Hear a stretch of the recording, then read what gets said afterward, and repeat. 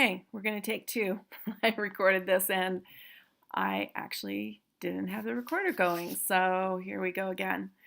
I wanted to do a separate recording to talk about social media advertising.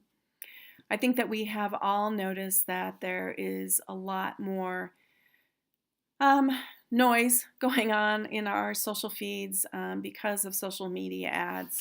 But companies have kind of been forced to do this because platforms like Facebook, Twitter, and even LinkedIn are not serving our organic post as much as they used to our audiences. And so we are having to use other tactics to get our messages out there. I'm going to share a few articles with you and also a website. The first website is iab.com, and it is the Interactive Advertising Bureau. And they are the bureau that actually sets up all of the standardized sizing and specs for online advertising. On their homepage right now, I believe it was the COO of Instagram has a video, and she talks about advertising on Instagram and how their platform has changed. I don't know how long that will be pinned to their homepage, but I thought that that was an interesting video to watch. They also have some other things online having to do with advertising and or on their site having to do with advertising and recommendations to follow. So that should be a website that you always kind of keep in the back of your mind when you're working on things. I also have another book, Social Media Management, written by Ben Shields, who actually used to work for ESPN Marketing. And it's a book that I've been considering switching to instead of using the Making Money with Social Media book that we're currently using. He mentions four types of social advertising: organic media, shared media, sponsored media, and influencer media.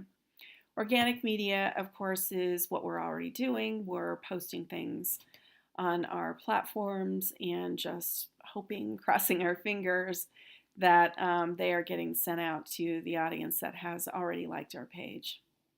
When it comes to shared media, this is distributing your message through your audience. And he says in the book that this is the most valuable.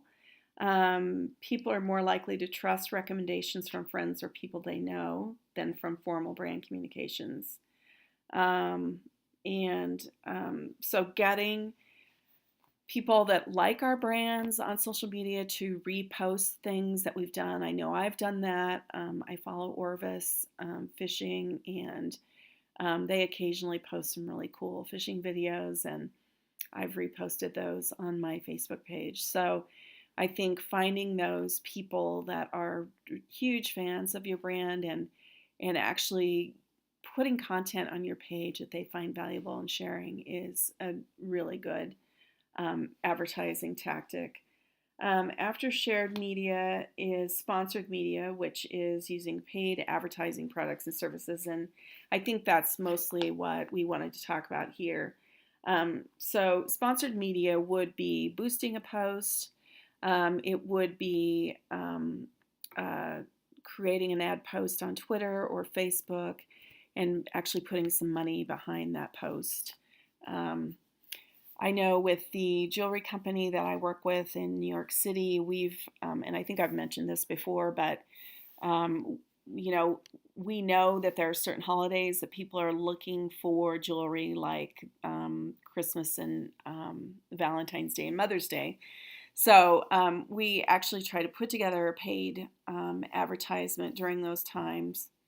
I'll probably, I've because they don't want to put a lot of money behind it. We've done $100, and so I do it for $10 a day on social, on Facebook. And in February, when we did this around Valentine's Day, they actually sold $2,800 worth of inventory with a $100 Facebook post. So it is and can be very effective, especially for really small brands. I would say that you need to have some sort of an offer or some sort of a takeaway. I know a lot of brands get me to interact with them by giving me a white paper or an infographic or something that I want to see that I think will affect the way things I do with my marketing business. So, you know, if you're a business, you may want to have a discount of some sort, you know, for 2 or 3 days and or free shipping. Those are the types of things that people like to see and things that they'll do to engage with your brand. The last one, besides sponsored media, is influencer. And I can give you an example of that. When I worked at World Fishing Network, we discovered a UFC fighter who loved fly fishing.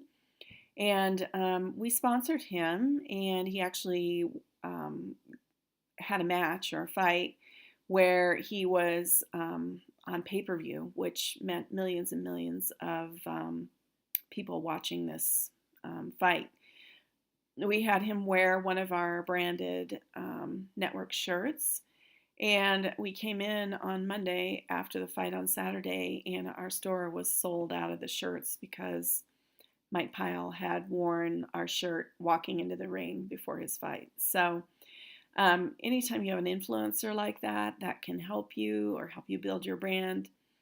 I know when we think about the Tonight Show, I don't think Tonight Show generically. To me, Jimmy Fallon is part of the Tonight Show, and when he is endorsing something or talking about a product or a service, my ears perk up and I check into whatever it is he's talking about. So I think an influencer to help you with your brand and with your advertising is also very beneficial. So I hope that that helps. I'm going to put these articles, the links to these articles, in with this video, or not with the video, but in the post on D2L, so that if you want to check them out, you can. Again, I highly recommend IAB. I think that it's a great organization and site, and one, if you're going to do a lot of digital marketing and advertising, a good one for you to stay on top of. So that is all. If you have any questions, let me know, and I will do what I can to help you. Thanks.